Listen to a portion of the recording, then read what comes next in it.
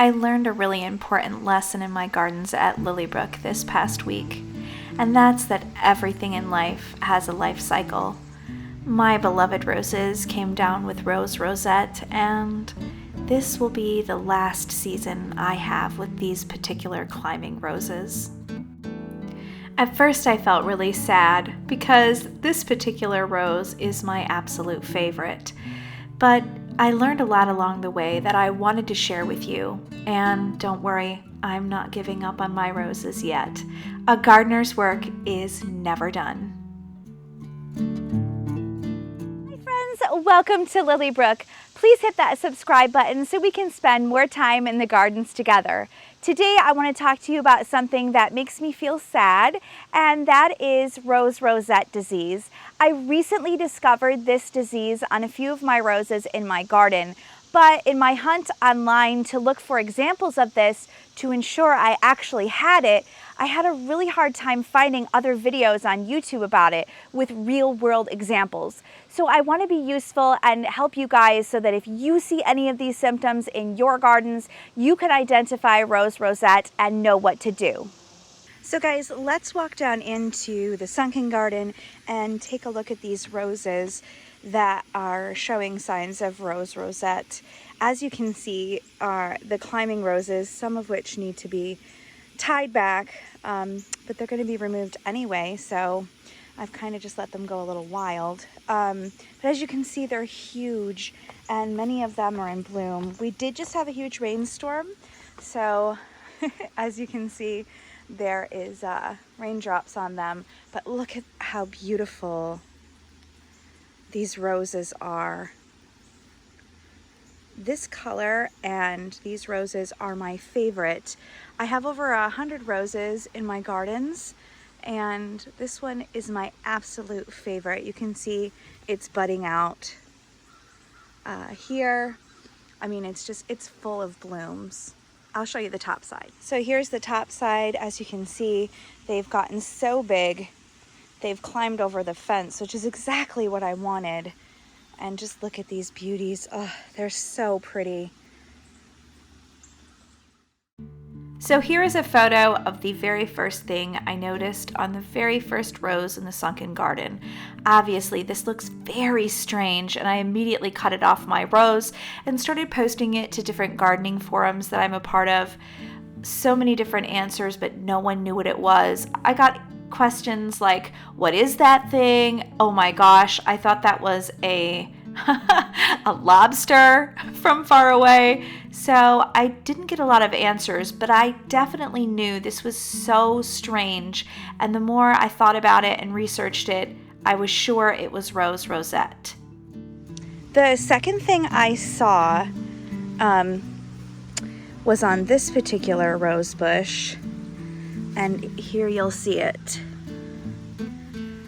This is called witch's broom.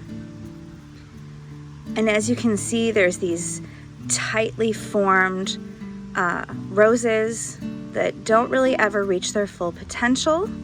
You can see underdeveloped, malformed leaves. So let me just show you a difference between what like a healthy part of the plant looks like, or even as it's growing. And then here's another one that looks very, very unhealthy. And you can't just trim this off. So once your rose bush shows signs of Rosette, the entire rose bush is infected, no matter how healthy the other parts of it look, and the entire rose bush needs to be pulled out. There is no cure for Rosette. Here's another part. And I do want to make mention here that if you are touching a rose with supposed Rosette, you want to wash your hands thoroughly with a disinfectant before you touch any of your other roses, because the mites can get on you and spread. So that's the second thing that I saw. Then I came over to this rose bush, my favorite. And I saw this crazy looking thing here. And as you can see, it has excessive thorniness, which is a big sign of Rosette. along with what I just showed you, which was the witch's broom, malformed leaves, and you can just see, I'll back up so you can see, you see the healthy parts of the rose here, and then you can see how strange this looks, and that is definitely not normal. So what do I do with the roses that aren't showing signs of rose rosette yet, but are close to the ones that are? This is going to be a tough decision, guys, because rose rosette can spread very easily from rose to rose, and I do want to protect all of the other roses I have on this property. And so I think I'm going to make the tough decision of removing all of these roses in the sunken garden and replacing the dirt. You might be asking why I would replace the dirt, and the reason is because rose rosette can stay alive in the roots that you don't get down in the dirt. So you need to make sure that you're removing the rose and all of the roots in order to plant there again. Or the experts do recommend that you wait 2 gardening seasons if you're going to plant roses again and not replace the dirt. So the last thing I noticed was actually something I didn't notice. I was fortunate enough that a member of the National Rose Society became a member of our local gardening club. And so I reached out to him and he agreed to come out and look at these roses. This one is in between these 2 that are infected, but it looks healthy to me until you start really digging into the plant. So if you look through the foliage at the stems of your rose, this is what he told me, where you're starting to see a U shape coming out here. He said that can be the beginning signs of rose rosette. So this plant also, he feels, has been infected, which would make sense because the mites can easily move from this infected rose, and it's on this rose, so this one in the middle is also infected. And this climber right here is about to open up. So anyway, it's made me so sad because every single one of these has been infected by rose rosette. Rose rosette is caused by a microscopic mite that is transferred to your roses by the wind. So it can be very hard to control once you've got it on one rose bush. It can spread to all your rose bushes.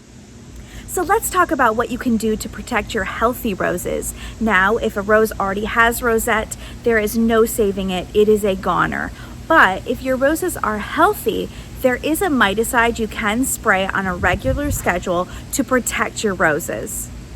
This is what we got from Tractor Supply. My husband picked this up for me.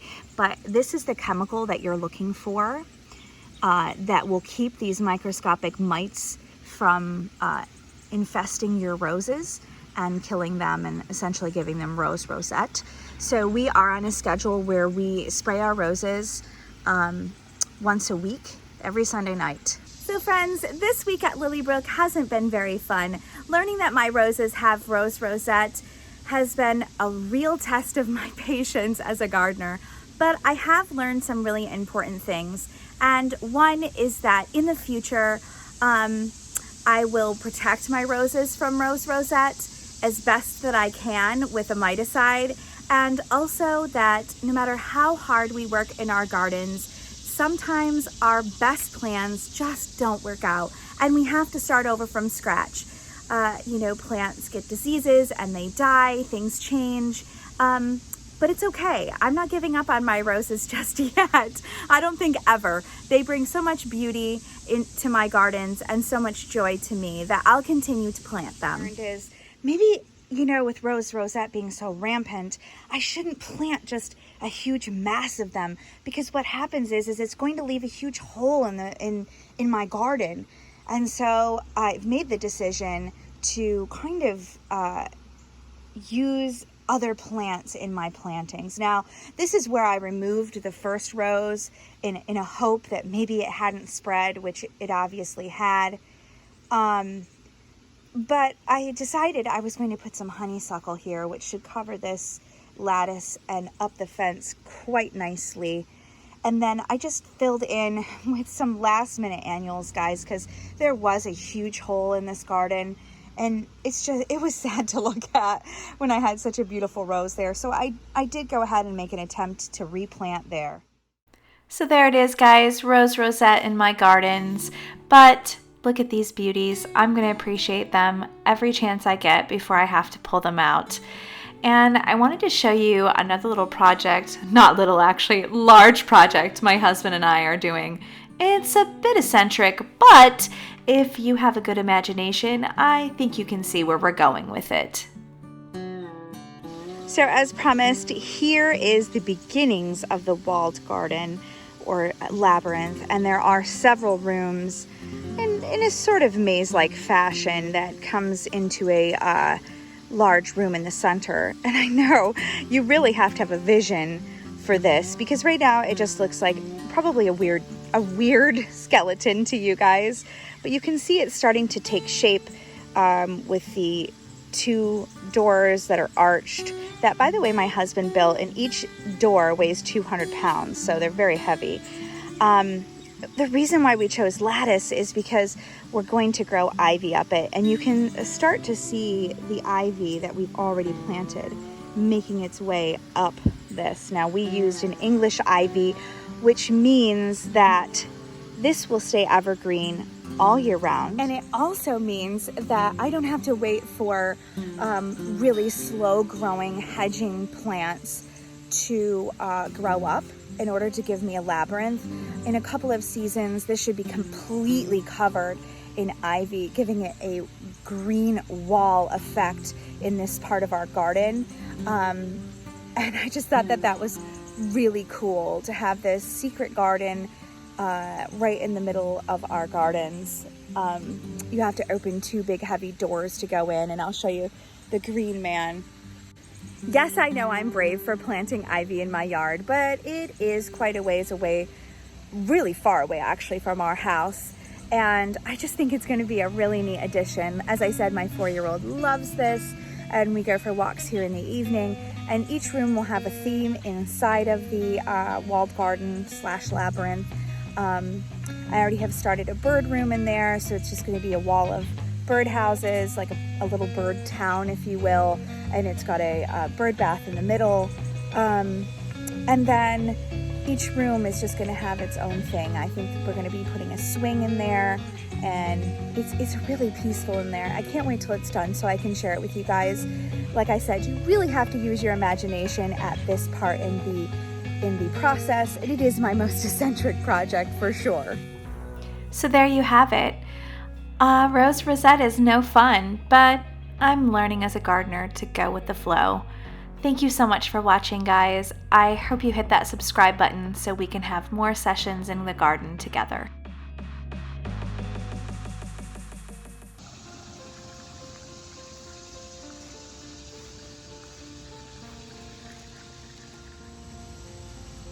Our gardens are a lot like life. Things are always changing. I think that's why we can really appreciate them while they're still here. I hope you find something beautiful in your life to appreciate today. Hi friends, welcome to Lily Brook.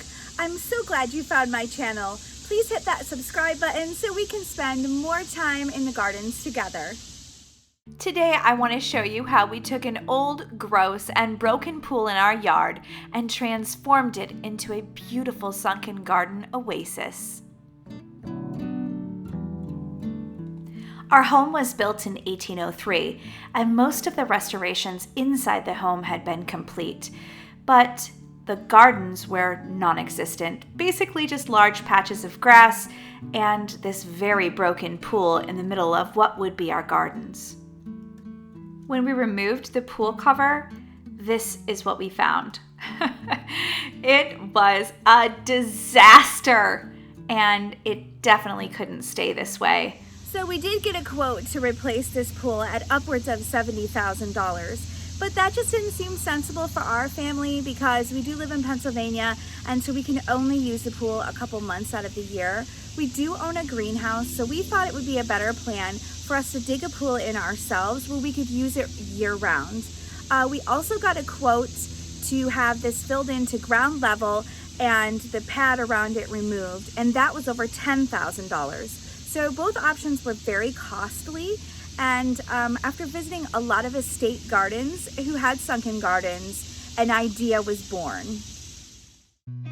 We began the long and gross process of removing the liner and all of this gross stuff inside of our new sunken garden. Now, you see my husband down here, but I promise you I was down in the muck as well. It's just I'm more of the videographer of the two of us. You can also see a cute little pop-up pool because that was a very hot summer, and you could catch the three of us, my son, myself, and my husband, jumping in that pool when we just couldn't stand the heat anymore. There was a deep end in this pool, which meant we had to bring in truckloads of dirt to level it out. Plus, the bottom was nothing but sand. And we did move every bit of dirt ourselves and smooth it out. This took weeks and weeks of hard work. My husband did take down the chain link fence and install a nice new vinyl fence for safety. We scraped down the metal sides and then painted them black. It's starting to look a little better at this point, but it's still not even close to being done. One day when we were out working on our sunken garden, a hot air balloon went right over our pond, so we had to take a moment and just breathe in this beautiful scene.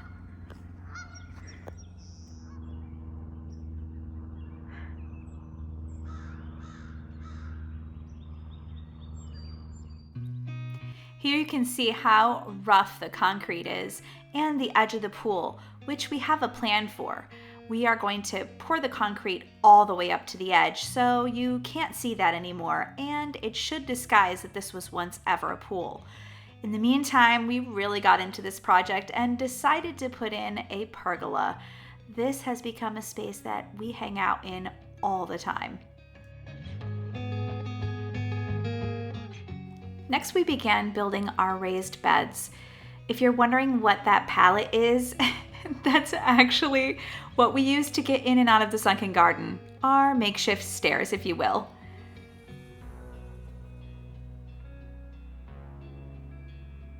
And here's the roses that we planted season 1. It's really starting to come along here, and my husband and I started getting really excited by how this looked.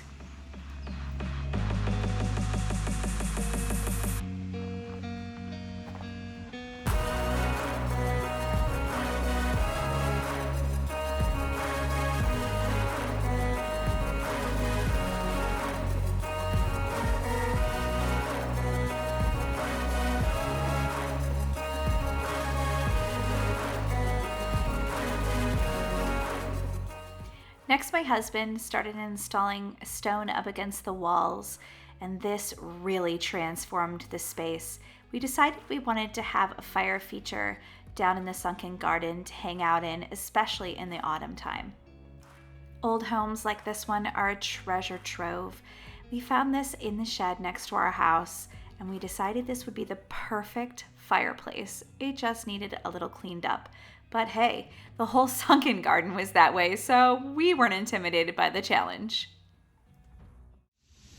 I want to give you an in-depth look at our new sunken garden. And the truth of the matter is, and I think this goes for just about any garden, our work still isn't done.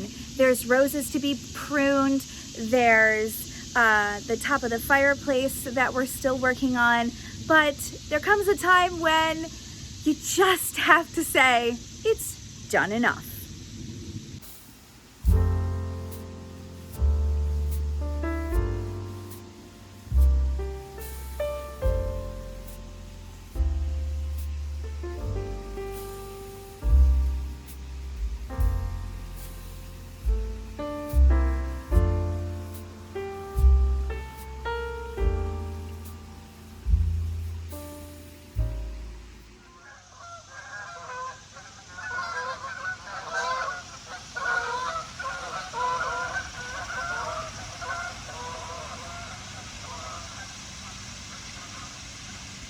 All right guys, here it is, the Sunken Garden. I'm really excited to share this little tour with you. I will tell you though that my roses have gone insane. I need to come out here and do some definite pruning and tying them back. They've grown up the fence really, really nicely, but they are just crazy. This is only their second summer here too. And these 4 here have just gone insane. I can barely keep up with them with all of the pruning on them. But look at guys, some of them are in bloom and they are just so pretty. One thing I love about this sunken garden is when you look up, there's beautiful roses growing above your head. I just think that it feels like the sunken garden almost swallows you. And it really does make you feel like you're in an oasis. We also brought down a very pretty statue, and we put in these adorable matching water features. Now, of course, we couldn't bring down a huge concrete one down here because you have to carry it down all of those stairs. So that just wasn't practical, but I did want to have some kind of water feature. You can see our fireplace here and all the stonework that we did. We also put in a watering system with timer, just because when you start getting a lot of flowers and a lot of plants, this is the easiest way and the least time-consuming way to make sure your plants are taken care of. All right, guys, this is the problem when you're a gardener and you have curly hair. Things just attack you. Okay, all right, I've got it together. I'm good. Seriously, it's attacking me again. Be nice. And as a little sneak peek, in a coming video, I'll show you the walled garden and labyrinth that we're making in another part of our garden, coming soon. The last step in this process was to have the old concrete pad removed and a beautiful new concrete patio poured.